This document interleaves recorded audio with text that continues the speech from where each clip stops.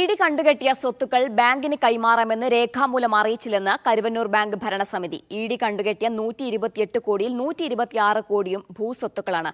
ഈ ഭൂമികൾ ലേലം ചെയ്ത് വിറ്റ് പണം കണ്ടെത്താൻ സമയമെടുക്കുമെന്നും ഭരണസമിതി പറയുന്നു.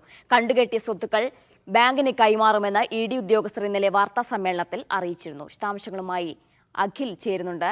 അഖിൽ, ഇരകളായവർക്ക് പ്രതികളിൽ നിന്ന് കണ്ടുകെട്ടിയ സ്വത്തുക്കൾ നൽകും, ബാങ്കിനെ സമീപിക്കാമെന്നാണ് ഇഡി കഴിഞ്ഞ ദിവസം പറഞ്ഞത്. ബാങ്ക് ഭരണസമിതി എന്താണ് പറയുന്നത്? പക്ഷേ ഇത് രേഖാമൂലമായി ബാങ്കിനെ അറിയിച്ചിട്ടില്ല എന്നുള്ളൊരു കാര്യമാണ് ബാങ്ക് അധികൃതർ ഈ വാർത്താക്കുറിപ്പിലൂടെ അറിയിച്ചിരിക്കുന്നത്. പക്ഷേ ഇഡിയുടെ ഈ പ്രസ്താവനയെ സ്വാഗതം ചെയ്യുന്നു. അത് എനിക്ക് വലിയ സന്തോഷം നൽകുന്ന കാര്യമാണ് എന്ന തരത്തിലൊരു പ്രസ്താവന നടത്തിയിരിക്കുന്നത്.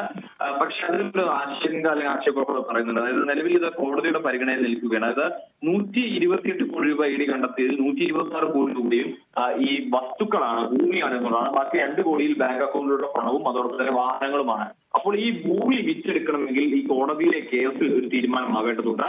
എങ്കിൽ മാത്രമാണ് അത് വിറ്റ പണമായി കണ്ടെത്താൻ കഴിയൂ. അപ്പോഴാണത് ഈ നിക്ഷേപകർക്ക് നൽകാനും കഴിയും. പക്ഷെ അതിലൊരു ആശയക്കുഴപ്പം അല്ലെങ്കിൽ ആ കോടതിയിൽ നിൽക്കുന്നതിനുള്ള ഒരു പ്രതിസന്ധിയാണ് ബാങ്ക് ഈ അഡ്മിനിസ്ട്രേറ്റീവ് കമ്മിറ്റി അറിയിക്കുന്നത്.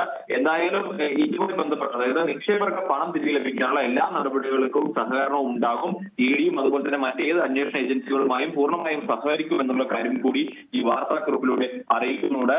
എന്തായാലും ഇതിൽ രേഖാമൂലം അതായത് വാർത്താക്കുറിപ്പിലൂടെ ഇഡി ഇക്കാര്യം അറിയിച്ചത് ബാങ്കിനെ കൈമാറുമെന്ന കാര്യം അറിയിച്ചിട്ടുണ്ടെങ്കിൽ പോലും അത് അഡ്മിനിസ്ട്രേറ്റീവ് കമ്മിറ്റി അറിയിച്ചിട്ടില്ല എന്നുള്ള കാര്യമാണ് അവർ പറഞ്ഞത്. എന്തായാലും ഒരു വാർത്താക്കുറിപ്പിലൂടെ വിശദാംശങ്ങൾ നൽകിയത്.